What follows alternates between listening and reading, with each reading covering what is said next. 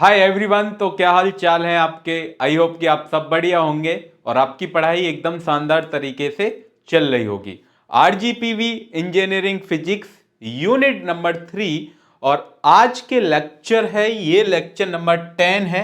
इस लेक्चर में हम जो डिस्कस करने वाले हैं स्टूडेंट, वो हम डिस्कस करेंगे ब्लॉच थ्योरम क्या होती है और क्रोनियन पेनी मॉडल क्या होता है, और लास्ट में एक टॉपिक और है ओरिजिन ऑफ एनर्जी बैंड। ये हम पहले भी कवर कर चुके हैं बट आज के लेक्चर में थोड़ा सा शॉर्ट में देखेंगे। और देन आपको लास्ट में एक डीपीपी दी जाएगी जिसके अंदर आरजीपीवी के पीवाईक्यूज होंगे।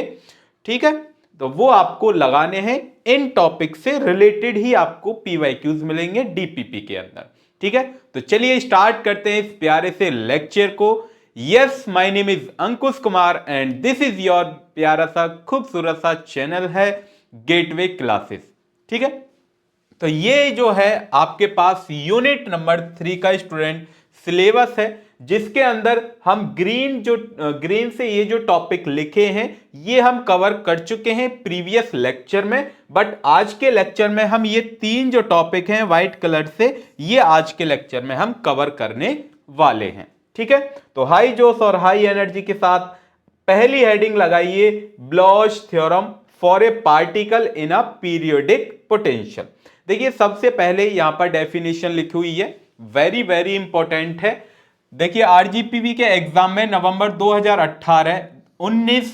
2019 में फिर पूछी गई है, नवंबर में, ये मई में, और ये जून में भी आई है, और फिर देन उसके बाद नवंबर 2022 में पूछी गई है। तो आप देख सकते हैं कि ये वेरी वेरी इंपॉर्टेंट है, आरजीपीवी के स्टूडेंट के लिए इंपॉर्टेंट है। ठीक है, तो सबसे पहले इस थ्योरम को हम देखते हैं, थोड़ा सा कुछ अलग टाइप से हमको देखते हैं। पहले समझते हैं क्या है डेफिनेशन जो लिखी गई है, थ्योरी उसको हम बाद में देखेंगे। आप जानते हैं जब फ्री इलेक्ट्रॉन्स थ्योरी हमने आपको पढ़ाई थी, तो फ्री इलेक्ट्रॉन्स थ्योरी में क्या था कि ये आपके पास, मैं मान लेता हूं ये क्रिस्टल लैटिस है। क्या है student? Crystal lattice. Crystal lattice के अंदर ये आपके पास न्यूक्लियस है, ये मान लेता हूं मैं ये आपके पास न्यूक्लियस है। ठीक है, फ्री इलेक्ट्रॉन आप जानते हैं कि कोई भी मेटल होता है उसके अंदर फ्री इलेक्ट्रॉन होते हैं। बिल्कुल सर, होते हैं, आपने पढ़ाया था फ्री इलेक्ट्रॉन्स थ्योरी में जब हमने वो आपको पढ़ाई थी। तो मैं जल्दी से ये आपके पास बना लिए मैंने बना लिए मैंने क्या बना लिया, न्यूक्लियस बना लिया। ये क्रिस्टल लैटिस है। ये क्या है स्टूडेंट? Crystal lattice. आप इसमें जानते हैं कि इसमें क्या होता है, फ्री इलेक्ट्रॉन्स होता है। बिल्कुल सर, कोई आपके पास मेटल है उसके अंदर क्या होता है, फ्री मेटल है। मैं मान लेता हूं ये क्या है आपके पास, मेटल, या फिर आप बोल दीजिए कंडक्टर या सेमीकंडक्टर, जो भी आपको बोलना है वो आप बोल सकते हैं। इसके अंदर आप देखिए कि ये जो बनाए गए हैं ये सभी क्या है, इसके अंदर न्यूक्लियस है। अब न्यूक्लियस का काम क्या होता है कि ये जो इलेक्ट्रॉन है, ये इलेक्ट्रॉन यदि आप इस पे पोटेंशियल डिफरेंस मतलब इलेक्ट्रिक फील्ड इस साइड लगाते हैं तो पोटेंशियल जो इस क्रिस्टल लैटिस में होता है वो जीरो होता है। ये किसने बताया? फ्री इलेक्ट्रॉन्स थ्योरी ने, कि ये जो भी आपके पास इलेक्ट्रॉन है, ये इस इलेक्ट्रॉन के पास यदि हम इलेक्ट्रिक फील्ड इस साइड से लगाते हैं तो ये जो इलेक्ट्रॉन है वो इस साइड मूव करेगा। बिल्कुल करेगा सर। इलेक्ट्रॉन जो होता है वो करंट की डायरेक्शन के अपोजिट मूव करता है। तो ये इसकी जो पोटेंशियल एनर्जी होगी, जो पोटेंशियल जो रहेगा किसका, इलेक्ट्रॉन का, मैं मान लेता हूं पोटेंशियल, जो पोटेंशियल है किसका, इलेक्ट्रॉन का, इस क्रिस्टल लैटिस में वो क्या रहेगा, जीरो रहेगा, या फिर आप बोल दीजिए सर कांस्टेंट रहेगा, कि इसका पोटेंशियल का जो पोटेंशियल है वो चेंज नहीं होगा। पोटेंशियल क्या रहेगा, जीरो या फिर कांस्टेंट रहेगा। Clear student? ओके सर, इतना समझ में आ गया। आप जब फ्री इलेक्ट्रॉन्स थ्योरी क्या कहती है कि जो भी आपके पास मेटल है उस मेटल के अंदर फ्री इलेक्ट्रॉन्स रहते हैं, जैसे हम दूसरी साइड से इलेक्ट्रिक फील्ड लगाते हैं तो जो आपके पास फ्री इलेक्ट्रॉन्स जो हैं वो उसके अपोजिट डायरेक्शन में जाता है, और उसका जो पोटेंशियल है वो कांस्टेंट रहता है या फिर जीरो रहता है। यह हमें बताया फ्री इलेक्ट्रॉन्स थ्योरी ने। लेकिन इसको गलत प्रूफ करने के लिए फिर आए ब्लॉच। जो ब्लॉच हैं, ब्लॉच एक साइंटिस्ट हैं, फिजिक्स के साइंटिस्ट हैं, उन्होंने ये कहा कि ऐसा नहीं है, जो आपके पास इलेक्ट्रॉन है उसकी जो पोटेंशियल एनर्जी है या पोटेंशियल जो है वो जीरो नहीं होता है, कांस्टेंट नहीं होता है। ये उन्होंने गलत प्रूफ किया था, तब आई थी ब्लॉच थ्योरम। वही ब्लॉच थ्योरम आपको प्रूफ करनी है। अब ब्लॉच थ्योरम क्या कहती है? ब्लॉच थ्योरम कहती है कि जो आपके पास पोटेंशियल है वो क्या है? जीरो नहीं है, कांस्टेंट नहीं है। तो कांस्टेंट नहीं है तो वो क्या है? एक पीरियोडिक पोटेंशियल है। क्या है स्टूडेंट? पीरियोडिक पोटेंशियल है। पीरियोडिक पोटेंशियल क्या होता है? जो बार बार चेंज होता रहता है। अभी हम देखेंगे ग्राफ से कि जैसे ये आपके पास कोई इलेक्ट्रॉन है तो ये पीरियोडिकली क्या चलती है? एक वेव चलती है। तो यहां से कोई इलेक्ट्रॉन मूव करता है तो वो क्या है? पीरियोडिक पोटेंशियल रखता है। जैसे यहां पे एक एग्जांपल उसी ग्राफ से रिलेटेड हम पढ़ेंगे कि ये जो आपके पास न्यूक्लियस है, ये इलेक्ट्रॉन को यदि अपने पास अट्रैक्ट करता है, क्या करता है? अपने पास अट्रैक्ट जैसे ही करेगा तो इलेक्ट्रॉन और ये न्यूक्लियस जो है, इलेक्ट्रॉन और पॉजिटिव चार्ज क्या हो जाएंगे? अट्रैक्ट हो जाएंगे। और इस केस में यहां पर जैसे ये इलेक्ट्रॉन इस साइड आ जाएगा तो इस केस में यहां पर पोटेंशियल जो रहेगा वो क्या हो जाएगा स्टूडेंट? जीरो हो जाएगा। हो जाएगा या नहीं? अगर ये आपके पास इलेक्ट्रॉन इसके पास चला जाता है पॉजिटिव चार्ज के पास तो दोनों क्या हो जाएंगे? न्यूट्रल हो जाएंगे। जब न्यूट्रल हो जाएंगे तो पोटेंशियल जो क्या हो जाएगा? वहां पर जीरो हो जाएगा। ठीक है। यदि ये जो ये इलेक्ट्रॉन है यदि ये सेंटर में रहता है, किस किस के सेंटर में? दोनों प्रोटॉन के बीच में या दोनों न्यूक्लियस के बीच में सेंटर में रहता है तो उसकी जो पोटेंशियल है, ये जो पोटेंशियल है वो क्या रहेगा? मैक्सिमम रहेगा। यहां पर क्या रहेगा? मैक्सिमम। ध्यान से सुनना दोनों बात। यदि ये इलेक्ट्रॉन पॉजिटिव चार्ज के पास जाता है तब इसकी पोटेंशियल एनर्जी, पोटेंशियल क्या रहेगा? जीरो रहेगा। यदि ये इलेक्ट्रॉन अपने इन दोनों के सेंटर के बीच में, इसके सेंटर के बीच में पॉजिटिव और इस सेंटर के बीच में रहता है, बिल्कुल मैक्सिमम रहता है, तब इसका पोटेंशियल मैक्सिमम रहेगा, जिसको हम V नॉट से डिनोट करेंगे स्टूडेंट। किससे? V नॉट से डिनोट करेंगे। अगर ये इधर जाता है तो इस केस में भी क्या रहेगा? जीरो रहेगा। बिल्कुल सर, जीरो रहेगा। और ये इसके सेंटर से बीच में जाता है तब यहां पर पोटेंशियल जो रहेगा वो क्या रहेगा? मैक्सिमम। क्लियर? अब इसका एक और न्यू डायग्राम यदि हम इससे ग्राफ से देखें तो ग्राफ से क्या आएगा कि मैं मान लेता हूं ये आपके पास दो चार्ज हैं, ये आपके पास दो प्रोटॉन है। ठीक है, दो प्रोटॉन मान लेता हूं या फिर न्यूट्रॉन, ये दो प्रोटॉन है। मैं क्या कहता हूं कि ये आपके पास ये जो इलेक्ट्रॉन है, ये ई नेगेटिव इलेक्ट्रॉन, यदि ये इसके पास आता है, ये इलेक्ट्रॉन यहां से उठ के, ये जो इलेक्ट्रॉन है ये यहां पर आता है, तब इस केस में क्या होगा? पोटेंशियल एनर्जी V बराबर क्या रहेगी? सॉरी, यहां पर V बराबर क्या रहेगा? जीरो। बिल्कुल सही सर। जैसे ये दोनों प्रोटॉन के बीच में हाईएस्ट मैक्सिमम पोटेंशियल जो लाई करेगा तो ये कुछ इस टाइप से मैं मान लेता हूं, यहां पर दोनों का मैक्सिमम पॉइंट क्या है? E। तो इससे ये जैसे ही नीचे डाउन जाएगा तो फिर इस केस में इसकी जो पोटेंशियल एनर्जी है वो क्या हो जाएगी? जीरो हो जाएगी। हो जाएगी या नहीं? तो मैक्सिमम पोटेंशियल डिफरेंस क्या रहेगा? पोटेंशियल जो मैक्सिमम डिफरेंस रहेगा वो यहां पर रहेगा। ये आपके पास मैक्सिमम है, मैक्सिमम पोटेंशियल है। ठीक है, और जिसे मैं V को किससे डिनोट कर रहा हूं? मैक्सिमम को V नॉट से डिनोट कर रहा हूं। तो ऐसे ये दो चार्ज हैं आपके पास, दो प्रोटॉन है या दो न्यूट्रॉन है। सेम ऐसे ही मैं बना सकता हूं कि दो और न्यूट्रॉन है, एक न्यूट्रॉन मैंने इधर बना लिया, एक न्यूट्रॉन मैंने इधर बना लिया। तो सेम इनमें भी क्या होगा कि वही एक इलेक्ट्रॉन ऊपर है, यहां पर है, एक इलेक्ट्रॉन यहां पर है, तो इनकी भी कुछ मैक्सिमम एनर्जी होगी। बिल्कुल होगी सर। तो मैक्सिमम एनर्जी मैं यहां से बना लेता हूं कि ये आपके पास मैक्सिमम एनर्जी, और जैसे ये इसको अट्रैक्ट कर लेता है तो V बराबर यहां पर क्या आ जाता है? जीरो, और V यहां पर क्या आता है? V not. मैक्सिमम पोटेंशियल है। ठीक है, सेम ऐसे ही ये मैक्सिमम, ये फिर यहां पर मिनिमम हो जाता है। तो आप देखेंगे ये कुछ एक इस टाइप से क्या बनता जा रहा है? ग्राफ बनता जा रहा है। क्या है ये? ग्राफ। तो इसको हम ऐसे नहीं बना सकते स्टूडेंट कि ये जो आपके पास क्या है, एक वेव की तरह लाई करेगा, यहां पर ये पोटेंशियल यदि गया ऊपर और ये नीचे आया तो इसकी पोटेंशियल जीरो, और जैसे ही फिर ऊपर जाएगा फिर मैक्सिमम फिर जीरो, जैसे ही ऊपर जाएगा फिर मैक्सिमम फिर जीरो। ठीक है, तो ये कुछ इस टाइप से ग्राफ इसका बनेगा। जब इस टाइप से आपको ग्राफ बनेगा तो ये किस में है, कैसा पीरियड, कैसा मोशन है, कैसा मोशन है? पीरियोडिक। ये आपके पास क्या है? Periodic, periodic potential, periodic potential है, ये आपके पास ग्राफ है।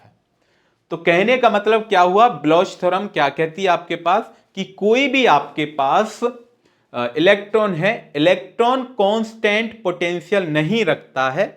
ठीक है, कैसा? पीरियोडिक पोटेंशियल आपके पास होता है किसी भी क्रिस्टल लैटिस में, या कोई भी मेटल है या सेमीकंडक्टर है, ठीक है, या फिर कोई भी कंडक्टर है, उसके अंदर जो फ्री इलेक्ट्रॉन्स रहते हैं उनके पास कांस्टेंट पोटेंशियल नहीं होता है, जीरो पोटेंशियल नहीं होता है। तो कैसा पोटेंशियल रहता है? पीरियोडिक पोटेंशियल रखते हैं वो जो फ्री इलेक्ट्रॉन है। ये किसने बताया? ये बताया ब्लॉच ने। ठीक है, वही यहां पर आप देखते हैं हम क्या है ब्लॉच, इसकी यहां पर क्या लिखी हुई है? थ्योरम लिखी गई है, थ्योरी है, इसको एक्सप्लेन कर लेते हैं, एक बार उसको देखते हैं। Bloch theorem state that solution to the Schrodinger equation, यदि हम सॉल्यूशन करें किसका? शॉर्टेंजर जो इक्वेशन आती है, शॉर्टेंजर इक्वेशन आपने पढ़ी हो तो उसमें एक वी टर्म आता है सर। वी जो है वहां पर क्या रहेगा? जीरो रहेगा। वी क्या रहेगा? जीरो। मिनिमम एनर्जी क्या रहेगी? मिनिमम पोटेंशियल पर वी क्या रहेगा? जीरो। मैक्सिमम पर क्या रहेगा? V naught. अभी बताया ग्राफ से। ठीक है, शॉर्टेंजर इक्वेशन को भी देखेंगे। For an electron in A periodic have a specific form, तो वहां पर एक शॉर्टेंजर इक्वेशन आती है जो किसके लिए आती है? एक इलेक्ट्रॉन के लिए आती है। क्या कैलकुलेट करने के लिए? पीरियोडिक पोटेंशियल कैलकुलेट करने के लिए। ठीक है, the wave function is plane multiply by the periodic function. जो आपके पास ब्लॉच जो होता है वो वेव फंक्शन को किससे डिनोट करते हैं?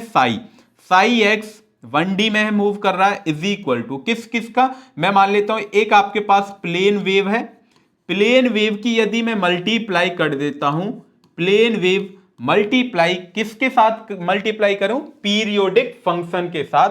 पीरियोडिक फंक्शन में मान लेता हूं, पीरियोडिक फंक्शन क्या है आपके पास? एफ एक्स है। तो ये जो आपके पास लिखा गया है यही है आपके पास ब्लॉच थ्योरम। Clear student? ये क्या आपके पास? Bloch theorem. ठीक है, किस किस की? प्लेन वेव जो आपके पास आएगी उसकी मल्टीप्लाई पीरियोडिक फंक्शन के साथ कर देता हूं, वो आपके पास आता है वेव फंक्शन, और यही क्या है आपके पास? Bloch theorem.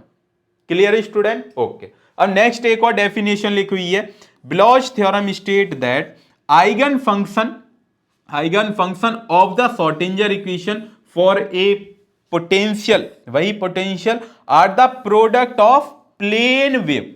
जो प्लेन वेव है उसको स्टूडेंट हम e raise to the power i k r से डिनोट करते हैं, आई k r, and wave function जिसे हम यू के आर से डिनोट करते हैं, ये आपके पास u k with in bracket r है, which has the identical periodicity as the periodic potential. जैसे यहां पर इक्वेशन लिखी है साई एक्स, ये जो आर है स्टूडेंट मैं इसको आपको बता देता हूं, ये जो आर क्या है कि ये जो यहां पर डिस्टेंस है, ये जो डिस्टेंस है ये स्टूडेंट आपके पास आर है। ये दो न्यूट्रॉन के बीच की डिस्टेंस को हमने क्या बोल दिया है? आर बोला है। ठीक है स्टूडेंट? ओके, तो यहां पर यही जो आर लिखा गया है, u k r is equal to e raise to the power i k r u k r, equation number 3। ठीक है, ये आपके पास फाइनल इक्वेशन आती है, ये आपके पास है ब्लॉच थ्योरम की इक्वेशन। ये आपको याद रखनी है। यहां पर ई आई के आर जो है वो आपके पास प्लेन वेव है, यहां पर यू के आर जो है वो आपके पास पीरियोडिक फंक्शन है। Clear student? ओके, अब चलते हैं नेक्स्ट स्लाइड। यहां पर the description of the electron in periodic material has to be through the Schrodinger equation. Schrodinger equation आप जानते हैं, सर जानते हैं। शॉर्टिंजर इक्वेशन क्या होती है? Psi r is equal to minus k h cross square upon 2m del square plus u r. ठीक है, ये आपके पास साई आर। यहां पर यू जो आर है वो आपके पास बैकग्राउंड पोटेंशियल है। यू के आर, जो यू आर है ये आपके पास क्या है? यू आर जो है वो आपके पास क्या है? Potential. And because of the crystalline nature of the material the potential u r has with the identically periodic r the lattice. और ये जो आर डिस्टेंस है, यहां पर ये जो आर लिखा गया है स्मॉल आर, वो दो न्यूट्रॉन के बीच की डिस्टेंस है। यहां पर u r is equal to u r plus r, u r plus r हो गया। यू आर यहां पर क्या है? Periodic potential is equal to u r plus r. Clear? Next, अब when background potential is zero, यदि V की बराबर क्या हो जाए? जीरो, तो इसको हमने psi r is equal to e raise to the power i k r upon v. जैसे V यहां पर क्या है? V electronic function in volume V। यहां पर ये जो V है वो वॉल्यूम है इलेक्ट्रॉनिक फंक्शन का, जिसको हमने डिफाइन कर दिया है कुछ इस टाइप से। ठीक है, नेक्स्ट है the electron momentum and energy. Electron और मोमेंटम के बीच में रिलेशन क्या होता है? ये आपके पास P is equal to h cross k, और यहां पर E is equal to h cross k की जो वैल्यू होती है, कि आप जानते हैं K इज इक्वल टू जो होता है वो आपके पास कितना होता है? 1/2m not. ये हमने यहां पर स्क्वेयर कर दिया है, K square upon 2m not. E बराबर क्या आ गया? E इज इक्वल टू आया आपके पास H cross square K square upon 2m naught. यहां पर लिखा गया है क्या? The wave function is spread into the total sample and has equal to the probability psi star multiply psi to each point in the space. Let us consider the periodic crystal. हमने periodic crystal माना था because each cell is same. वहां पर जो distance थी, वहां पर जो वेव फंक्शन जो बनना था, जो ऊपर ग्राफ बनना था, वो क्या था? Same. The electron probability is expected to the identically in all unit cell of the crystal lattice when the potential was random. यदि पोटेंशियल क्या हो जाए? रैंडम हो जाए। This would not be case as the represented systematically in figure 3.7। ठीक है, अभी figure देखते हैं। ब्लॉच थ्योरम, यहां पर भी एक बार डेफिनेशन लिखी हुई है मैथमेटिकली की, वही डेफिनेशन है। द पीरियोडिक, जो आपके पास the periodic of plane wave e raise to the power i k r and a wave function e k r which has the identically periodic at the periodic potential.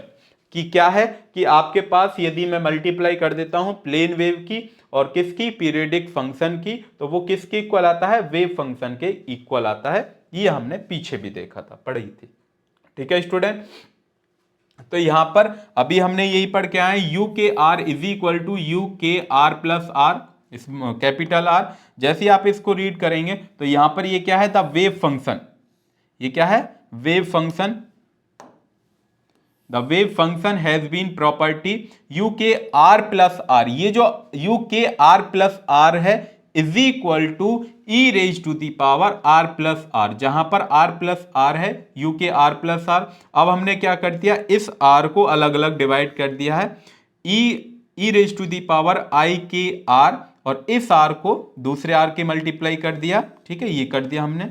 Then उसके बाद क्या किया? ई आई k r, ये जो आपके पास है u e raise to the power i k r, इसको कॉमन ले लिया, यू के आर जो आपके पास बता है, और इसकी जगह आप क्या रख सकते हैं? You k r plus are की जगह, you k r plus are की जगह आपने क्या पुट कर दिया?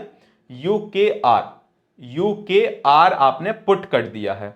तो ये ई के आर आपने कॉमन लिया था। ये देखिए मैं आपको बता देता हूं एक बार, ये जो आपके पास ई raise to the power i k are है और ई raise to the power i k are है, ये आपने कॉमन लिया है, ये ले लिया आपने कॉमन।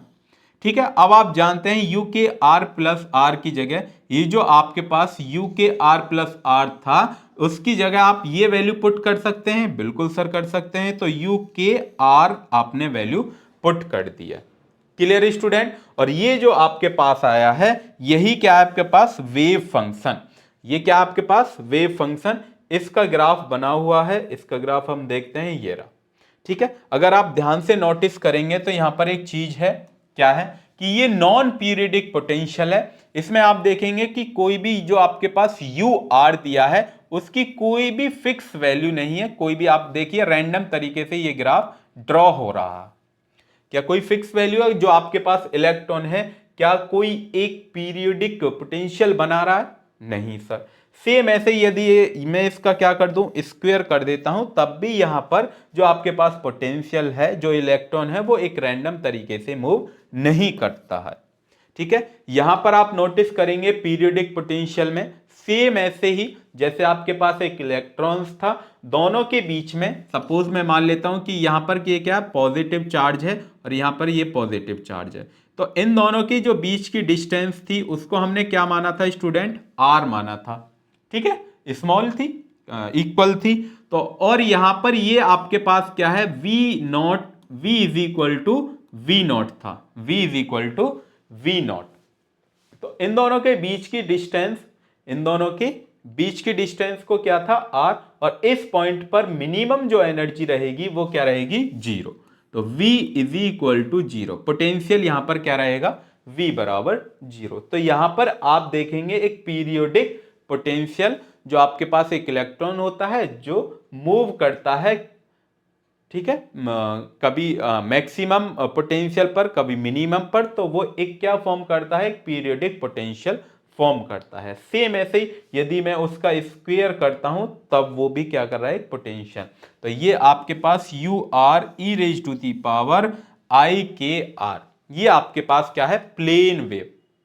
प्लेन वेव ही तो है। E raise to the power i k r क्या होता है? Plane wave. और यू आर आपके पास क्या है? वेव फंक्शन, जिसे आप पीरियोडिक फंक्शन के नाम से जानते हैं। Clear student. तो आई होप कि आपको ब्लॉच थ्योरम समझ में आई होगी। ब्लॉच थ्योरम क्या कहती है एक बार और मैं बता देता हूं कि जो भी आपके पास वेव फंक्शन जो रहेगा वो इक्वल आएगा। किस किस के इक्वल आएगा? कि जो भी आपके पास एक प्लेन वेव आएगी, यदि उसकी मल्टीप्लाई मैं किसके साथ कर दूं? पीरियोडिक फंक्शन के साथ कर देता हूं, तो वो किसके इक्वल आती है? वेव फंक्शन के इक्वल आती है। ये किसने बताया? ब्लॉच थ्योरम यही कहती है। क्लियर। फिर उसके बाद उसका हमने एक फॉर्मूला देखा।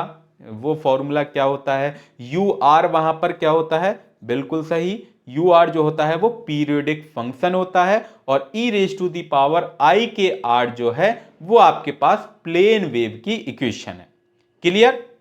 Okay sir. तो यहां तक हमारी समझ में आ गया कि ब्लॉच थ्योरम क्या कहती है। ओके स्टूडेंट, अब नेक्स्ट टॉपिक अब हम कवर करने जा रहे हैं। ये नेक्स्ट टॉपिक देखिए। नेक्स्ट टॉपिक क्या है? क्रोनियन पेनी मॉडल है। Very very important. यदि आप नोटिस करेंगे तो यहां पर भी ये इंपॉर्टेंट है कि ये सॉरी दिसंबर 2013 में पूछा गया है, 14 में भी आया और 2023 में भी आरजीपीवी के एग्जाम में पूछा गया है। Clear student. Okay sir, clear. अब क्रोनियन पेनी मॉडल क्या होता है? अभी आपने देखा ग्राफ, ग्राफ में क्रिस्टल लैटिस था। क्रिस्टल लैटिस के अंदर चार्ज थे, बिल्कुल थे सर। तो उसकी जो पोटेंशियल एनर्जी थी वो मिनिमम थी। अगर आपके पास जो इलेक्ट्रॉन्स था वो इलेक्ट्रॉन उसके पास न्यूक्लियस के पास आता है तब उसकी एनर्जी क्या हो जाती है? मिनिमम हो जाती है। मिनिमम मतलब जीरो हो जाती है। जैसे ही वो इलेक्ट्रॉन वहां से दूर जाता है तो उसकी जो एनर्जी है वो मैक्सिमम हो जाती है। पोटेंशियल एनर्जी क्या हो जाती है? मैक्सिमम हो जाती है। Clear student. ओके, यहां पर जो आपने एक मैं दिखा देता हूं, ये जो कहां गया, ठीक है, ये तो इसमें इसके एक मिनट इसकी हम कॉपी कर लेते हैं भाई, कॉपी। तो इसको मैं यहां पर रख देता हूं, इसको ही देखते हैं आगे। ठीक है, यहां पर आप देखेंगे तो ये जो डिफरेंस है मैं एक और बना लेता हूँ, एक स्लाइड और ऐड कर लेते हैं।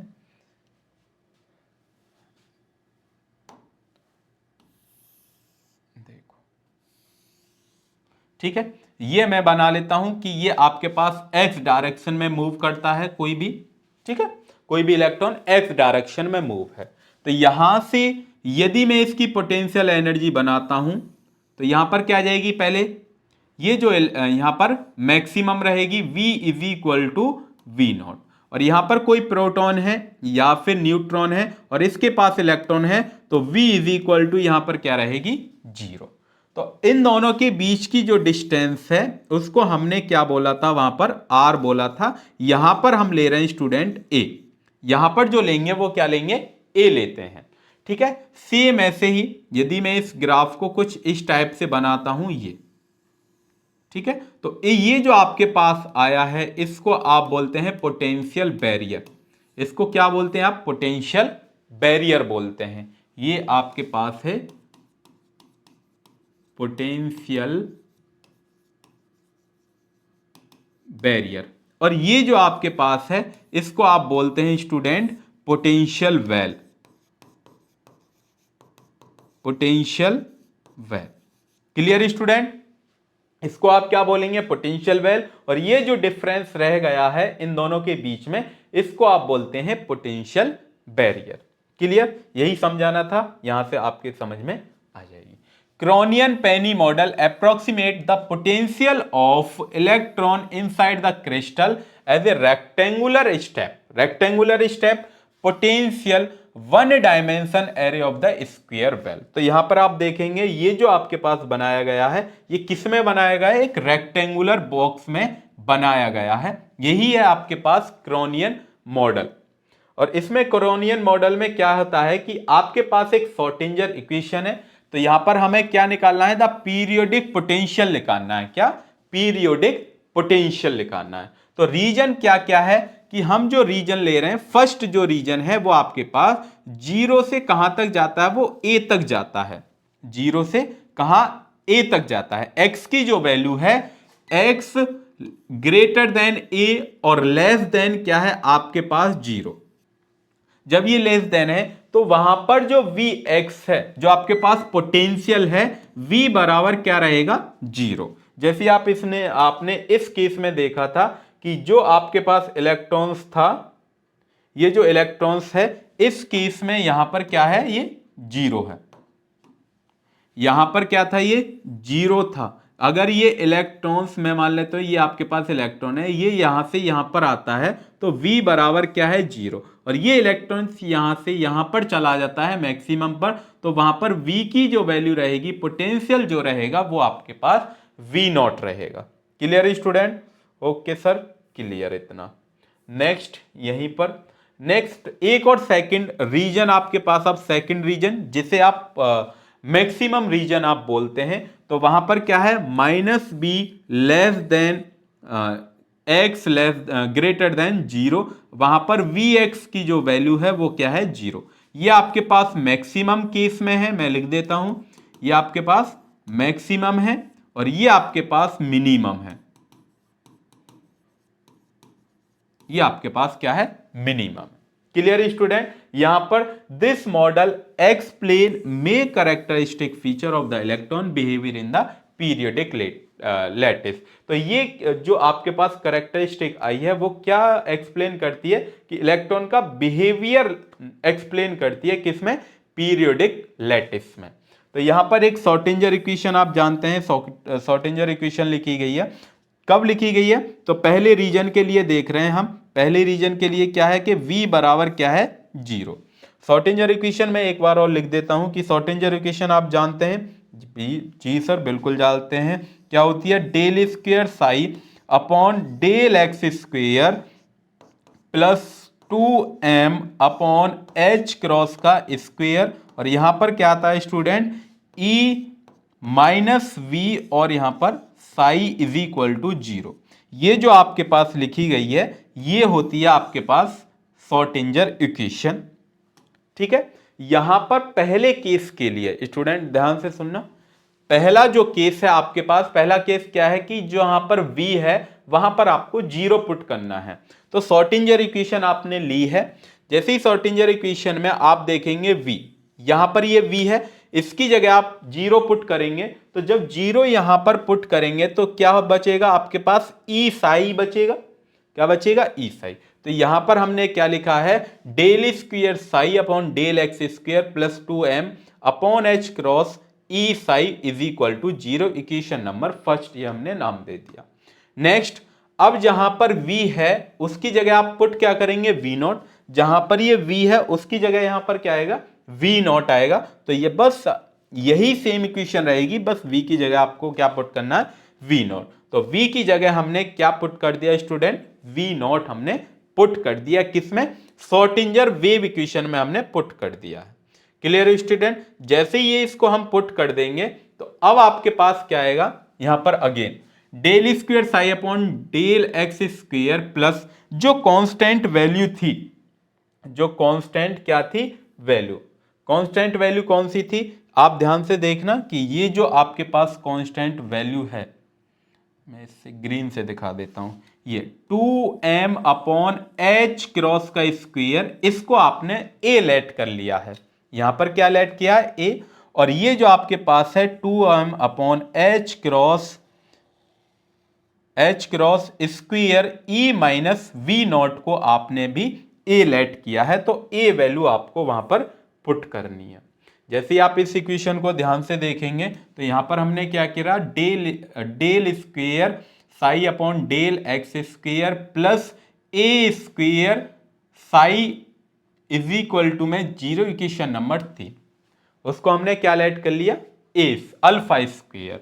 सेम ऐसे ही वेयर अल्फा क्या है, 2me अपॉन एच क्रॉस, देख लीजिए वही अल्फा आपने लेट किया है। तो अल्फा की वैल्यू क्या आ जाएगी, जैसे ही स्क्वायर उधर जाएगा तो किस में आएगा, एच क्रॉस, जो आपके पास आप जानते हैं जो एच क्रॉस है उसकी जो वैल्यू होती है वो एच अपॉन 2 पाई होती है सर, बिल्कुल। तो जहां पर एच है वहां पर आपने क्या पुट कर दिया, एच क्रॉस का स्क्वायर। तो यहां पर क्या है, एच क्रॉस का स्क्वायर, तो एच क्रॉस का स्क्वायर करेंगे तो यहां पर क्या हो जाएगा, एच स्क्वायर 2 दूनी 4 और पाई का स्क्वायर, तो 2 दूनी 4 पाई का स्क्वायर।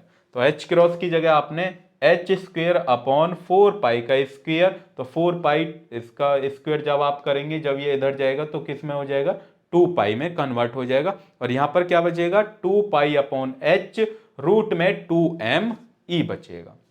नेक्स्ट, जो आपके पास दूसरी इक्वेशन थी जिसमें आपने v नॉट माना था, उसकी जगह आपने क्या लेट कर लिया, बीटा स्क्वायर। तो बीटा स्क्वायर क्या लेट किया है, 2me upon h cross square, v not minus के e, इसको आपने बीटा लेट कर लिया।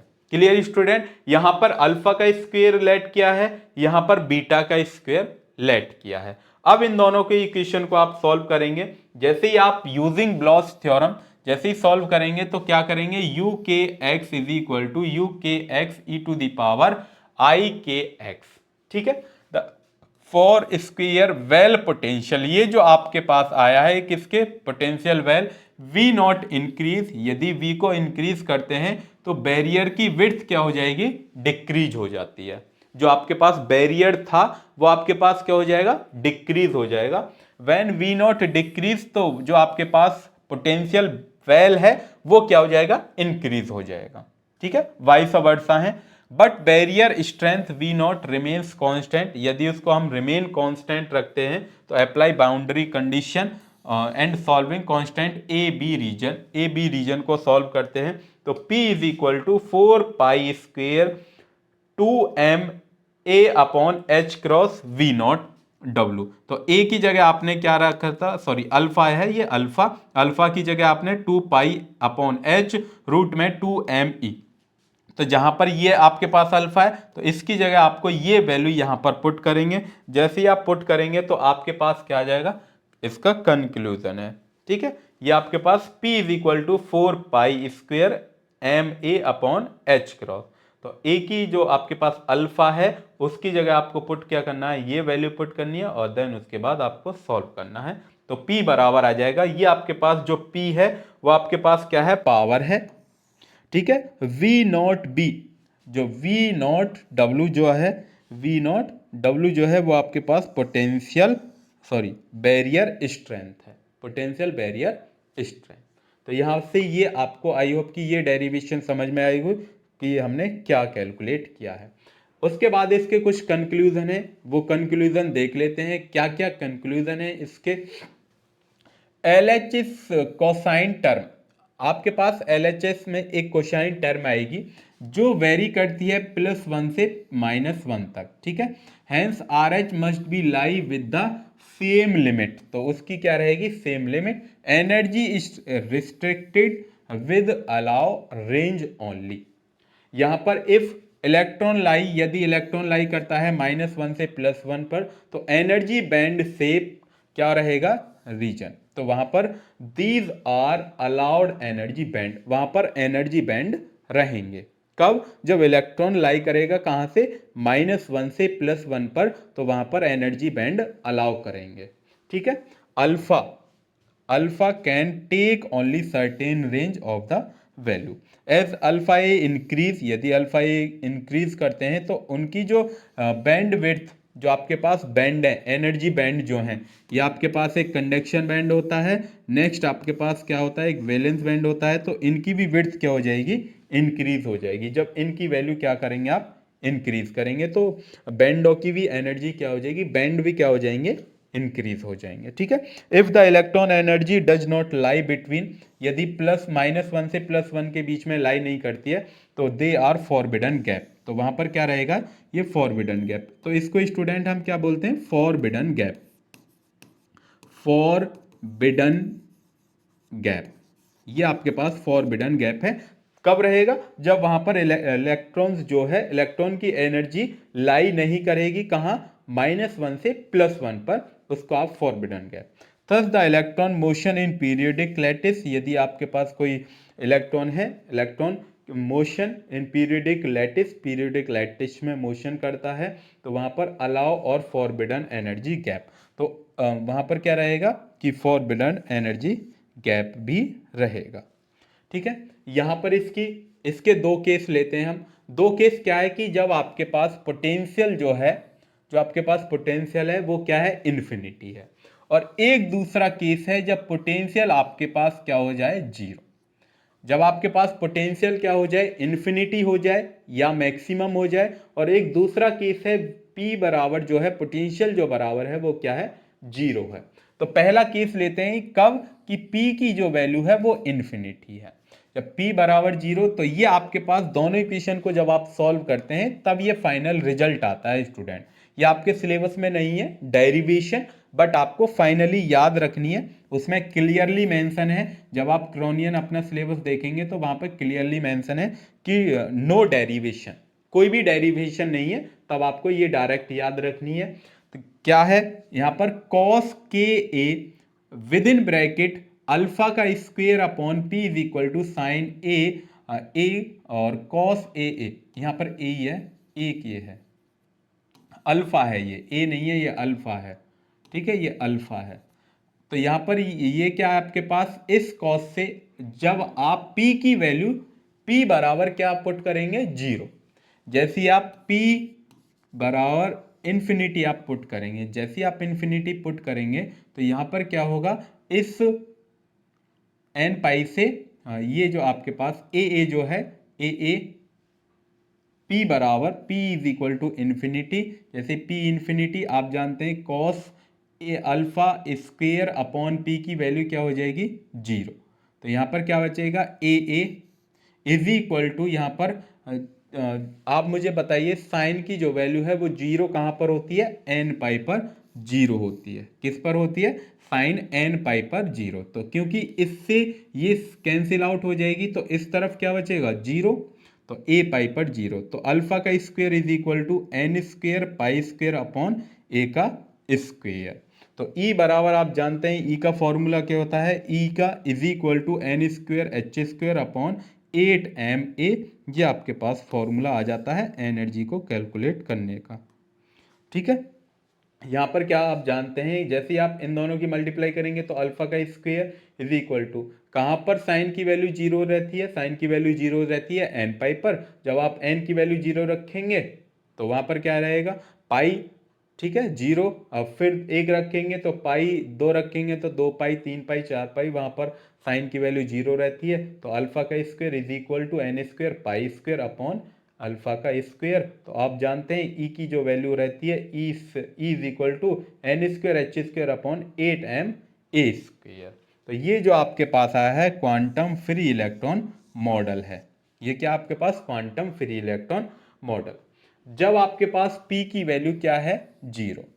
जब p की वैल्यू क्या है, 0, जब p बराबर 0 तो a इज इक्वल टू के ए, और a की वैल्यू निकालेंगे यहाँ से, इस a से ये a कैंसिल आउट है, अल्फा है वैसे a मान लीजिए।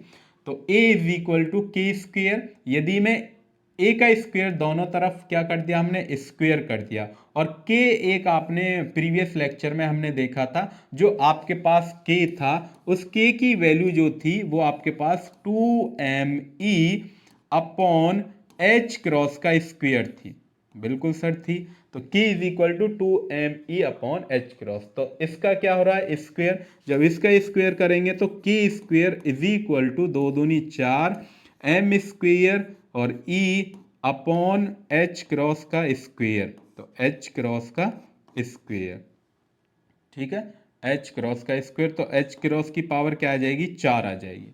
आ जाएगी नहीं, बिल्कुल सही। तो उसके बाद हमने क्या करा, इज इक्वल टू में, तो उसकी वैल्यू हमने यहाँ पर क्या कर दी, पुट कर दिया, ठीक है। तो E बराबर यहाँ से क्या आता है, E की वैल्यू यहाँ से जैसे आप कैलकुलेट करेंगे तो H क्रॉस की वैल्यू आप जानते हैं, H is equal to h cross is equal to h upon 2 pi, h upon 2 pi. इसको हम क्या कर देते हैं, थोड़ा सा रफ कर देते हैं। इसको अब देखते हैं यहाँ पर, जैसे आप एच क्रॉस की स्क्वायर की वैल्यू रखेंगे तो यहाँ पर क्या आ जाएगा, एच स्क्वेयर अपॉन 2 दूनी 4 पाई का स्क्वेयर। तो k is equal to 2me, 2me। तो एच क्रॉस की वैल्यू यहाँ पर पुट करेंगे तो वैल्यू क्या पुट करेंगे, ये वैल्यू, तो ऊपर जाएगा, ये आपके पास क्या आ जाएगा 4 पाई का स्क्वेयर, और नीचे क्या रहेगा, एच स्क्वेयर। तो दोनों तरफ आप क्या कर रहे हैं, स्क्वेयर। तो h square is equal to 4 दूनी कितने हो गए, 8, ठीक है, 8 8 e पाई का स्क्वेयर अपॉन एच का क्या कर दें, स्क्वेयर, एच अपॉन स्क्वेयर। ये आपके पास स्क्वेयर नहीं है, अभी एच की वैल्यू आई है, के की वैल्यू आई है, ये अभी के इज इक्वल टू, तो ए स्क्वेयर इज इक्वल टू के स्क्वेयर। के की वैल्यू, आप के स्क्वेयर की ये वैल्यू थी आपने 2me अपॉन एच क्रॉस का स्क्वेयर। जैसे आप इसको सॉल्व करेंगे तो 2 पाई अपॉन लैम्डा का क्या कर देंगे, स्क्वेयर, और जैसे आप इसका स्क्वेयर करेंगे तो 2 दूनी कितने हो गए, 4 पाई अपॉन लैम्डा का स्क्वेयर। तो यहाँ से E बराबर जो आएगा, E इज इक्वल टू क्या आएगा, E इज इक्वल टू 4 पाई का स्क्वेयर एच क्रॉस का स्क्वेयर अपॉन 2m लैम्डा का स्क्वेयर, ठीक है। जब लैम्डा के स्क्वायर आ जाएगा तो यहाँ पर हमने वैल्यू किसकी पुट कर दी है, इस एच क्रॉस की वैल्यू हम पुट कर देंगे। इस एच क्रॉस की यहाँ पर वैल्यू हमने पुट कर दी। जैसे एच क्रॉस की वैल्यू एच स्क्वायर की, एच स्क्वायर की वैल्यू पुट करी है, तो क्या वैल्यू पुट करेंगे, तो एच का स्क्वायर अपॉन 2 दूनी 4 पाई का स्क्वायर। तो ये वैल्यू हमने यहाँ पर पुट कर दिया, और आपके पास एक फाइनल रिजल्ट आ गया, एनर्जी बराबर। तो E बराबर कितना आया, E इज इक्वल टू 4 पाई का square h square upon 2m lambda square 4 पाई का स्क्वायर। Clear student. नेक्स्ट उसके बाद इसको यहाँ पर कैंसिल आउट कर दिया हमने, क्या कुछ कैंसिल आउट हो रहा है, बिल्कुल सर, 4 पाई से ये 4 पाई कैंसिल आउट हो गया, और आपके पास बचा क्या है यहाँ पर, h square upon 2m lambda का स्क्वेयर। तो ये आपके पास आता है E is equal to half mv square, आपके पास आ जाता है हाफ mv स्क्वेयर।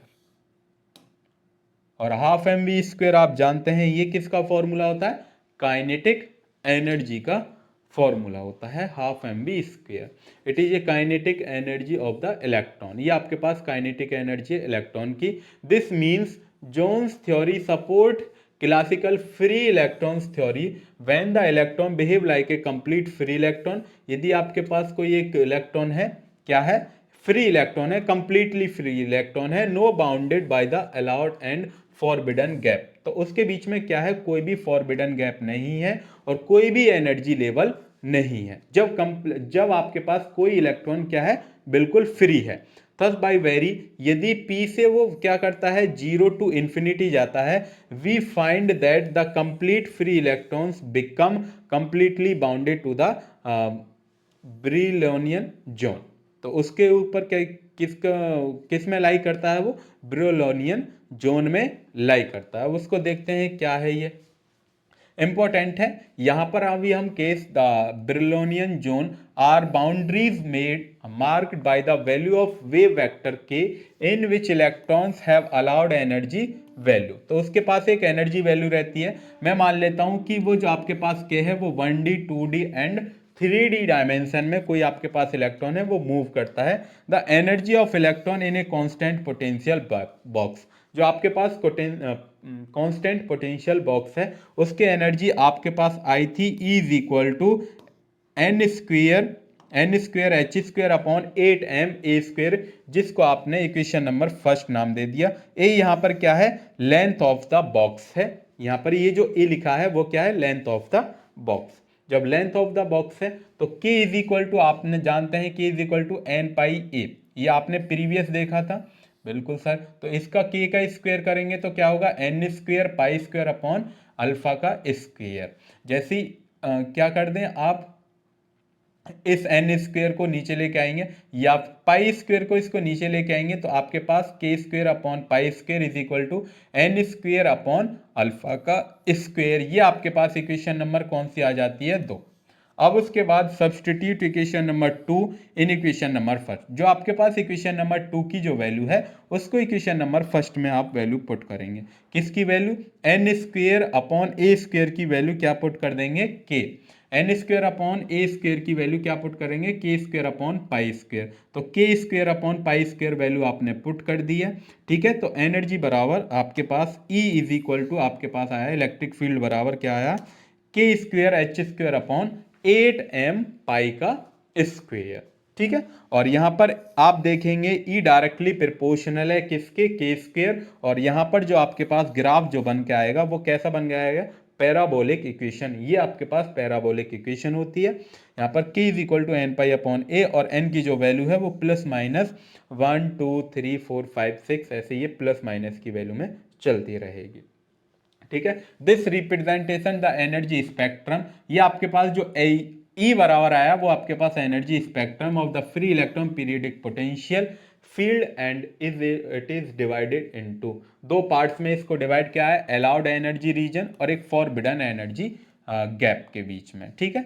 जिसकी वैल्यू कहाँ से, k is equal to plus pi upon a से माइनस के पाई अपॉन ए तक लाई करती है, ठीक है। k is equal to minus, k is equal to आप इसको ऐसे भी लिख सकते हैं, k is equal to plus minus pi upon a, ये आपके पास k की वैल्यू है, ठीक है। k की क्या है ये वैल्यू। फर्स्ट बर्नौली थ्योरम कहां पर आएगी, बर्नौली जोन कहां पर आएगा, k is equal to minus k 2 pi upon a से कहां पर, माइनस के पाई अपॉन ए पर आएगा, ठीक है। सेम ऐसे ही k is equal to plus pi upon a से प्लस के 2 पाई अपॉन ए पर आएगा। ये आपके पास हायर बर्नौली ब्रिलोनियन जोन है, जोन में एग्जिस्ट करेगा जो भी आपके पास इलेक्ट्रॉन है। Clear student. नेक्स्ट है concept of effective mass. Concept of effective mass देखते हैं क्या, कि यहां पर when an electron in a periodic potential of a lattice, जो आपके पास एक पोटेंशियल लैटिस है, ये आपके पास पीरियडिक पोटेंशियल है। इसके अंदर आप जानते हैं क्या होता है, न्यूट्रॉन होता है, न्यूट्रॉन लगे हुए हैं, ये आपके पास न्यूट्रॉन है, क्रिस्टल लैटिस है। तो इसके ऊपर एक क्या लगता है, इलेक्ट्रिक फील्ड लगता है, और इसके जो इलेक्ट्रॉन है वो दूसरी साइड में मूव करते हैं। तो lattice is accelerated by the external electric और मैग्नेटिक फील्ड। तो इस पर जो लगाया गया है वो एक्सटर्नल इलेक्ट्रिक और मैग्नेटिक फील्ड लगाया गया है। If mass behave it different from the actual mass, जो इसका जो मास रहेगा वो क्या रहेगा, डिफरेंट रहेगा, एक्चुअल में क्या रहेगा वो डिफरेंट रहेगा। Clear, okay. तो उसी को आप क्या बोलते हैं, इफेक्टिव मास बोलते हैं, ठीक है। क्या बोलते हैं, मास। तो क्या आप जानते हैं F is equal to m a formula होता है, force is equal to mass into acceleration. बिल्कुल सही, F is equal to m a ये फॉर्मूला होता है जिसे आपने क्वेश्चन नंबर फर्स्ट का नाम दिया। जैसे ही आप जानते हैं एक और इलेक्ट्रिक फील्ड का फॉर्मूला आता है F इज इक्वल टू, मैं लिखता हूं F is equal to q m q e होता है, F is equal to q e. ठीक है, इलेक्ट्रॉन के लिए ये आपके पास फॉर्मूला लगाया गया। तो ये आपके पास दो, तो ए की वैल्यू जैसे आप निकालेंगे तो ए इज इक्वल टू आपके पास क्या आएगा, ए इज इक्वल टू आएगा एफ अपॉन एम। जैसे यहां से ए की वैल्यू निकालेंगे, ए इज इक्वल टू क्या आएगा, f upon m, f upon m star मान लेता हूं, एफ अपॉन एम स्टार। यहां से एक्सिलरेशन हमने निकाला है, a is equal to e upon m. ठीक है, यहां पर क्या है, it is not constant in a periodic lattice because the electron interact with the crystal potential. तो यहां पर जो है वो क्या है, क्रिस्टल पोटेंशियल है। तो ये तो आपके पास एक इलेक्ट्रिक फील्ड है। इलेक्ट्रिक फील्ड के लिए फॉर्मूला F बराबर होता है F इज इक्वल टू ई और ई। ये आपके पास क्या होता है, इलेक्ट्रिक फील्ड के लिए फॉर्मूला है। तो यहाँ पर जहाँ पर F था उसकी जगह आपने क्या पुट कर दिया, E इलेक्ट्रॉन के लिए, और ये आपके पास क्या है, इलेक्ट्रिक फील्ड है। ठीक है, नेक्स्ट उसके बाद यदि फ्री इलेक्ट्रॉन वेव पैकेट की फॉर्म में चलता है तो ग्रुप वेलोसिटी का फॉर्मूला आप जानते हैं, Vg is equal to d omega upon D k. बिल्कुल सही, तो यहाँ पर क्या है, 2 pi d v upon D k is equal to 2 pi upon h, इसकी जगह डी ई अपॉन डी के आपने वैल्यू पुट कर दी, और 2 पाई अपॉन एच क्या इसकी वैल्यू आप जानते हैं, 1 upon h cross D E upon D के, इक्वेशन नंबर 2 आपने नाम दे दिया। यहाँ पर E बराबर क्या है, h nu, E is equal to h nu है। तो एक्सेलरेशन बराबर क्या हो जाएगा, A is equal to d v g upon D T. तो डी वी जी की आप वैल्यू जानते हैं, ये रही। तो सेम ऐसे ही इसमें आपने इक्वेशन नंबर 3 में ये पुट कर दिया, इक्वेशन नंबर ये 3 आ गया। और आप जानते हैं क्वांटम मैकेनिक्स के according P is equal to h cross k, h cross k, और F is equal to d P upon D t. आपके पास ये क्या है, फोर्स है, d P upon D t, momentum, जिसे आप क्या बोलते हैं, मोमेंटम। तो इक्वेशन नंबर 5, इक्वेशन नंबर 5 है। तो जैसे ही आप इसमें डिफ्रेंशिएट करेंगे इक्वेशन नंबर 4 को, तो इक्वेशन नंबर 4 कौन सी है, ये, तो डिफ्रेंशिएट करेंगे तो D P upon D T, तो D P D K upon D T is equal to F H cross, ये आपके पास आ जाती है। और इसको इधर ही छोड़ेंगे तो ये आपके पास एच क्रॉस इधर जाएगा, तो इधर किस में जाएगा, डिवाइड में चला गया, ये आपके पास डिवाइड में। Equation number 6, substitute equation number 6 in equation number 3, जो आपके पास 6 की जो वैल्यू आई है इक्वेशन नंबर 3 में पुट करेंगे। जैसे ही आप 3 में पुट करेंगे तो ये आपके पास क्या आ जाएगा, final result 1 upon h cross d square e upon D k square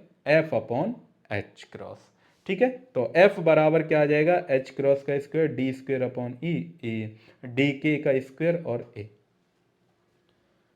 rearrange करेंगे, देन रीअरेंज करने के बाद ये आपके पास फाइनल रिजल्ट आता है, और इसी को आप बोलते हैं इफेक्टिव मास। ये आपके पास इफेक्टिव मास है। तो एच क्रॉस का square upon del square E upon D K square. ठीक है, यही आपके पास क्या है, इफेक्टिव मास है जो एम स्टार आया है। उसके बाद origin of energy band formation in solid. तो एनर्जी बैंड फॉर्मेशन सॉलिड में क्या है, the band theory of solid explain the formation of energy band and determine whether A solid is conductor. जो आपके पास एक कंडक्टर होता है, सेमीकंडक्टर और एक इंसुलेटर, उनके बीच में हमें एनर्जी बैंड डिस्कस करना है। क्या है, existence of continuous band allow energy can be understood starting with the atomic scale। atomic scales के ऊपर डिफाइन करेंगे। ठीक है, इसको the electron of a single isolated atom, यदि आपके पास क्या है, एक इलेक्ट्रॉन है और एक क्या है, सिंगल आइसोलेटेड एटम है, ऑक्यूपाई एटम एटॉमिक ऑर्बिट, और वो किसके अंदर है, ऑक्यूपाई करता है एटॉमिक ऑर्बिट के अंदर, which form A discrete set of energy level, और जिसका जो एनर्जी लेवल है वो क्या है, डिस्क्रीट, अलग अलग है, ठीक है। When two identically atom are brought closer, यदि दो आपके पास एटम है उनको आइडेंटिकली क्लोजर लेकर आते हैं, तो दो outer most orbit of these atom overlap, तो वो क्या हो जाते हैं, एक दूसरे के ऊपर ओवरलैप हो जाते हैं। When the wave function of electron of different atom begin to overlap considerably the energy level corresponding to the wave function split, तो उनके जो बीच में जो वेव फंक्शन जो होता है वो क्या हो जाता है, स्प्लिट हो जाता है। क्लियर, स्प्लिट हो जाएगा। देन नेक्स्ट लिखा है, if more atom are brought together more energy are form, यदि बहुत सारे एटम हैं और बहुत सारे एटम को आप एक पास लेकर आएंगे तो उनके बीच में एनर्जी क्या रहेगी, बहुत ज़्यादा रहेगी, तो वही है कि more energy are formed and solid, और उसको आपने क्या दे दिया, सॉलिड का नाम। जब आपके पास बहुत सारे एटम पास पास में आ जाएंगे तो वो किसका नाम देंगे, सॉलिड का नाम। Of each energy level of the atom split into N region level, these energy level are so close that they form almost continuously band, तो वो क्या बैंड करेंगे, एक बैंड क्रिएट करेंगे। The width of band depend upon the degree of overlap electron adjustment atom is largest of the outer most atomic electron, और वो इसके बाद में क्या आएगा, आउटर मोस्ट इलेक्ट्रॉन रहेगा, ठीक है। ग्राफ देखेंगे, अभी ग्राफ हम पढ़ेंगे। As a result of finite width of the energy band gap essentially left over between the band called forbidden gap, और उसको बीच में जो आपके पास दो इलेक्ट्रॉन के बीच में जो गैप आएगा उसको आप बोल देंगे forbidden energy gap. The electron first occupy the lower energy level, अगर आपके पास कोई इलेक्ट्रॉन लो एनर्जी लेवल पर लाई करता है, then the electron are higher energy, और दूसरा किस पर है, हायर एनर्जी पर। Important to explain electrical properties and solid are valence band, और वो क्या रहेगा, कंडक्शन बैंड। तो जो आपके पास हायर लेवल पर है उसको आप बोलते हैं कंडक्टर बैंड, कंडक्शन बैंड, और जो लोअर पर है उसको आप बोलते हैं वैलेंस बैंड। जैसे कि आपके पास पहला है वैलेंस बैंड और दूसरा क्या है, conduction band. A band occupy by the valence electron is responsible for electrical, thermal and optical property of the solid and it is fixed at 0 kelvin. दो आपके पास मैं बना देता हूं कि ये आपके पास क्या है, दो बैंड हैं,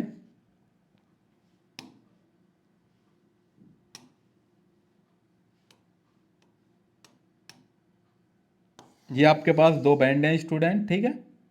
और ये जो नीचे वाला है इसको आप बोलते हैं स्टूडेंट, इसको बोलते हैं वैलेंस बैंड, और ये जो आपके पास है इसको आप बोलते हैं कंडक्शन बैंड, ठीक है। नीचे वाले को आप क्या बोलते हैं, वैलेंस बैंड, और ऊपर वाले को आप क्या बोलते हैं, कंडक्शन बैंड। तो कंडक्शन बैंड क्या है, a band corresponding to outermost orbit, जो आपके पास आउटर मोस्ट ऑर्बिट रहेगी बाहर वाले, ठीक है, उसको आप बोलते हैं conduction band. Is the highest energy band, जिसके अंदर इलेक्ट्रॉन क्या रहेंगे, हाईएस्ट, इसके अंदर एनर्जी क्या रहेगी, हाईएस्ट।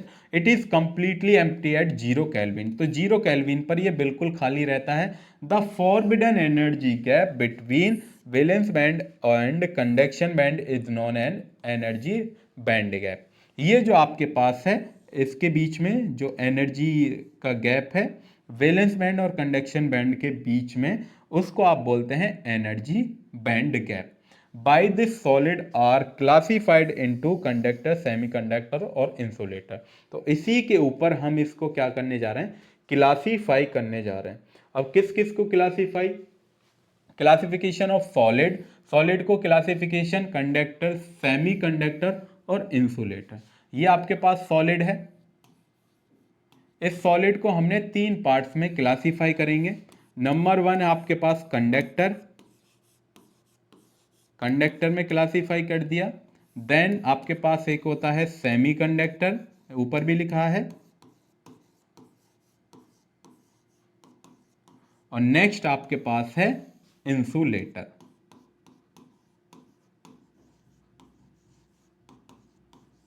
ये आपके पास क्या है, इंसुलेटर। जब ये आपके पास तीन में हमने इसको क्लासीफाई कर दिया, और किस के बेस पर इसको क्लासीफाई करेंगे, एनर्जी बैंड डायग्राम के ऊपर इसको क्लासीफाई करेंगे। अब इन तीनों का एनर्जी बैंड डायग्राम देख लेते हैं एक बार। जैसे आप इसका एनर्जी बैंड डायग्राम देखेंगे, देखिए मैं बना लेता हूं। सबसे पहले मैं बनाता हूं किसके लिए स्टूडेंट, मैं बनाता हूं सबसे पहले कंडक्टर के लिए। तो पहली क्या हेडिंग है, कंडक्टर। कंडक्टर आपने हेडिंग डाली, इन दोनों के बीच में आप देखेंगे अब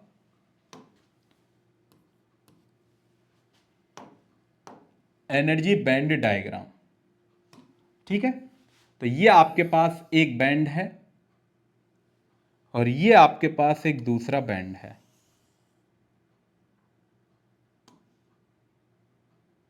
ठीक है, और ये आपके पास जो है नीचे वाला, इसको बोलते हैं स्टूडेंट हम वैलेंस बैंड, और ये जो आपके पास ऊपर बनाया गया है इसको बोलते हैं conduction band.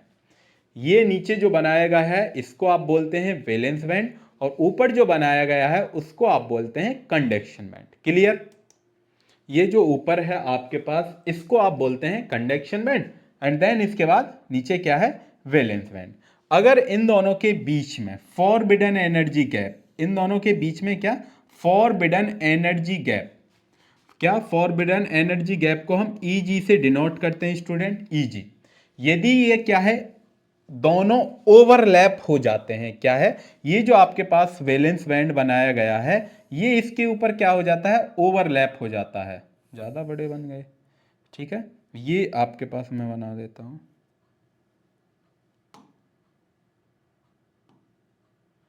I am sorry,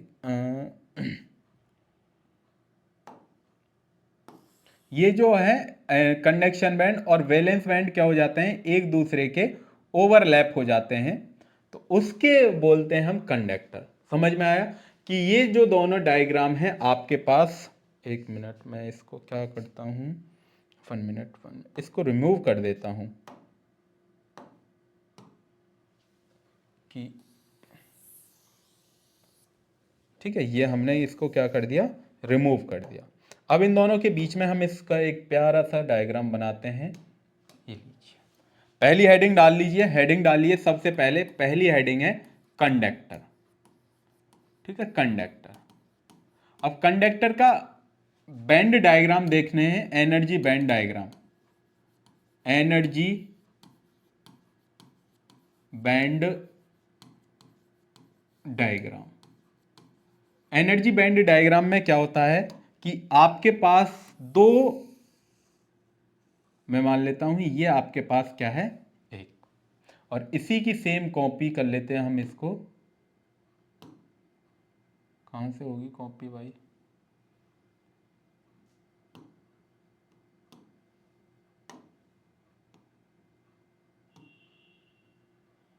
copy. ठीक है, इसकी एक और क्या होगा,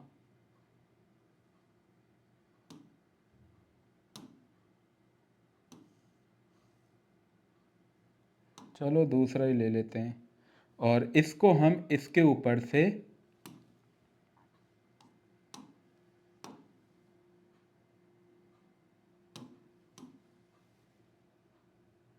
ये हमने इससे ऊपर ओवरलैप करा दिया।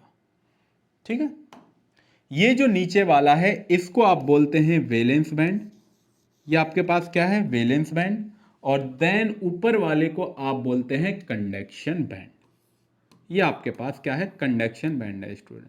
तो आप देखेंगे ये दोनों डायग्राम ओवरलैप हो रहे हैं, एक दूसरे के क्या कर रहे हैं, ये ओवरलैप हैं। क्या है ये, ओवरलैप। तो कंडक्शन में क्या होता है, कंडक्टर में क्या होता है कि जो आपके पास वैलेंस बैंड है और कंडक्शन बैंड है वो आपस में ओवरलैप होते हैं। क्लियर स्टूडेंट, वो आपस में क्या रहेंगे, ओवरलैप रहेंगे। नेक्स्ट, अब दूसरी हेडिंग डालेंगे आप। दूसरी हेडिंग है आपके पास सेमी कंडक्टर, सेमी कंडक्टर। अब सेमीकंडक्टर को और देख लेते हैं हम, जिससे आपको समझ में आ जाएगा इंसुलेटर। तो इनके भी बीच में दो डायग्राम बनाते हैं। ये आपके पास मैंने बना लिया कंडक्शन बैंड, एंड देन इसमें एक और डायग्राम हमने बना लिया, ये आपके पास मैंने बना लिया वैलेंस बैंड। तो ये आपके पास है क्या है, वैलेंस बैंड है, और ये आपके पास क्या है, कंडक्शन बैंड है। तो इसमें आप देखेंगे यहां पर इसमें ये जो डिफरेंस है इसको आप बोलते हैं स्टूडेंट एनर्जी गैप या forbidden energy gap. Energy gap यहां पर क्या है स्टूडेंट, जीरो है। जिसमें एनर्जी गैप क्या रहे, मतलब फॉरबिडन एनर्जी गैप क्या रहे, जीरो रहता है, उसको भी आप क्या बोलते हैं, कंडक्टर बोलते हैं। यदि आप यहां पर ध्यान से देखेंगे तो ये वैलेंस बैंड है। इस वैलेंस बैंड के इलेक्ट्रॉन कंडक्शन बैंड में बहुत इजीली चले जाते हैं। कब, जब इसको आप थोड़ी सी हीट देते हैं। जैसे आप नीचे से थोड़ा सा टेम्परेचर बढ़ाएंगे तो वैलेंस बैंड के इलेक्ट्रॉन जितने भी हैं सभी किस में चले जाते हैं, कंडक्शन बैंड में। और यहां पर आप देखेंगे ये जो गैप है, फॉरबिडन एनर्जी गैप क्या है, ये कम है। तो ये जो एनर्जी गैप जो रहता है वो स्टूडेंट कितना रहता है, लेस देन रहता है 0.7 इलेक्ट्रॉन वोल्ट के करीब में रहता है। यहाँ पर जो इलेक्ट्रॉन जो एनर्जी गैप रहता है वो क्या रहता है, लेस देन रहता है 0.7 इलेक्ट्रॉन वोल्ट के बीच में। ठीक है, तो उस टाइप को हम बोलते हैं सेमी कंडक्टर। क्लियर। अब लास्ट एक और बच रहा है, एक लास्ट है आपके पास इंसुलेटर। नेक्स्ट है इंसुलेटर। तो इंसुलेटर की आप हेडिंग लगा लेंगे, इंसुलेटर। अब ये जो इंसुलेटर है इसके भी बीच में सेम ऐसे रहता है कि आपके पास दो बैंड हैं। ठीक है, एक नेक्स्ट बैंड और बना लेते हैं, ये आपके पास नेक्स्ट है।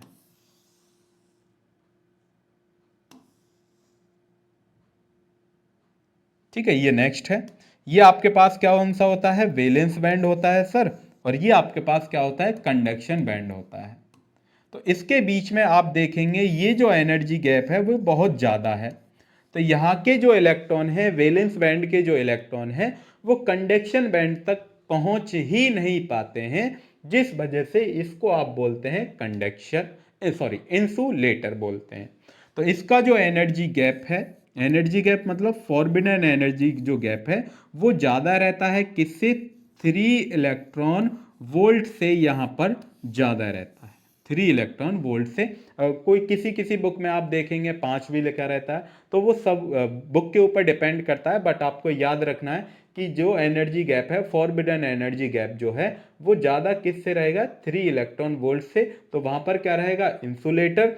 यदि आपके पास कम रहता है 0.7 इलेक्ट्रॉन वोल्ट से, मतलब 1 वोल्ट से कम रहता है, उसको आप बोलते हैं सेमीकंडक्टर। और जिसके बीच में कोई भी एनर्जी गैप नहीं होता, एनर्जी गैप मतलब जीरो रहता है, तब उसको आप बोलते हैं कंडक्टर। ये तीनों चीज आपको समझ में आई होंगी, आई होप की। ठीक है, अब नेक्स्ट स्लाइड पर हम चलते हैं। ये आपके पास है डीपीपी। डीपीपी में आपको क्वेश्चन है, वेरी वेरी इंपॉर्टेंट क्वेश्चन है, जिन्हें आप अपने घर पे जाके प्रैक्टिस कर सकते हैं। क्या क्या क्वेश्चन आए हुए हैं, describe the behaviour of electron in periodic potential. Periodic potential जिसमें आपको क्रेनियन पेनी मॉडल आपको एक्सप्लेन करना है। ठीक है, next describe the behaviour of electron in periodic potential using final expression of Kronig Penney model है। वही आपको फॉर्मेशन ऑफ एनर्जी बैंड, वही एनर्जी बैंड बताने हैं, क्रोनियन पेनी मॉडल भी वही है। Write down the Schrödinger wave equation. Schrödinger wave equation भी आपको इसमें डिस्कस, ये 2013, 14 और 23 में आपके पास क्वेश्चन पूछा गया है। नेक्स्ट है आपके पास ब्लॉच थ्योरम क्या होती है, आप बता सकते हैं, बहुत इजीली बता सकते हैं कि 2018, 19, फिर 22 और फिर 20 में भी आई गई है। देन उसके बाद ई के, जो आपके पास ई के कर्व आप मैंने आपको बताया गया है, जहाँ से ये फॉर्मूला आपको ड्राइव करना है। जो आपके पास इफेक्टिव मास जो रहता है वो h² अपॉन d² E/d के स्क्वेयर, ये आपको डेरिवेशन कराई गई है, जिसे आप कर सकते हैं। नेक्स्ट इफेक्टिव मास पर ही राइट ए शॉर्ट नोट। 2008 में, 2010 और 2011 में और 2013 में भी ये पूछा गया है। नेक्स्ट इसमें क्रोनियन पेनी मॉडल ही वही आपसे पूछा गया है कि क्रोनियन पेनी मॉडल को डिस्कस करिए और उसकी वेव इक्वेशन को भी आपको एक्सप्लेन करना है। Next क्रोनियन Penney model 2011, क्रोनियन Penney model 2011, 2018 वही क्रोनियन पेनी मॉडल आप देखेंगे, वो जो हमने आपको लिखवाया वही आपको यहाँ पर एक्सप्लेन करना है।